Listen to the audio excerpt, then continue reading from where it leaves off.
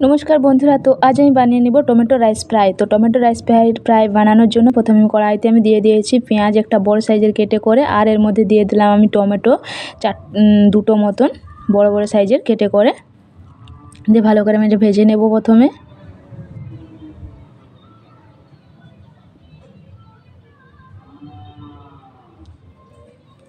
দিয়ে এখন এর মধ্যে দিয়ে দিলাম শুকনো লঙ্কা গুঁড়ো করে 1 চামচ, আর দিয়ে দিলাম জিরে পাউডার,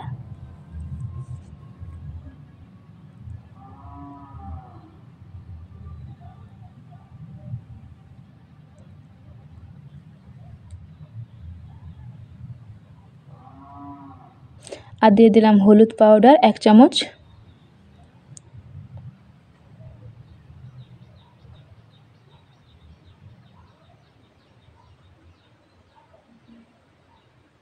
এখন দিয়ে দিলাম সয়াবিনগুলো ভিজিয়ে রেখেছিলাম, এগুলো দিয়ে দিলাম, দিয়ে এখন ভালো করে ভেজে নেব।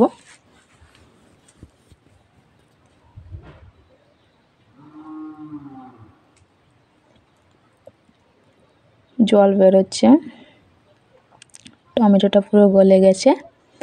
এখন ভালো করে নেড়েচেড়ে করে দিয়ে এর মধ্যে দিয়ে দেবো আমি রাইসটা।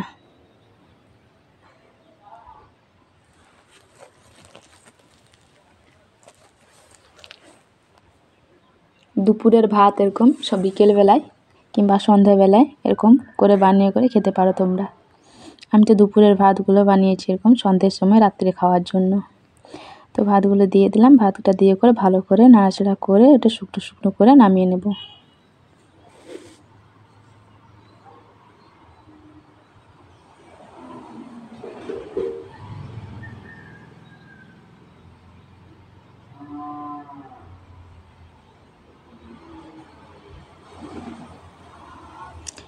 এখানে নামিয়ে নিয়েছি, কি সুন্দর দেখতে লাগছে দেখো বন্ধুরা, টমেটো রাইস ফ্রাই রেসিপি। এই চা আমি নুনটাই তো দিতে ভুলে গেছি। ওকে বন্ধুরা, বাই বাই, দেখাবেন নেক্সট ভিডিওতে আমি নুনটা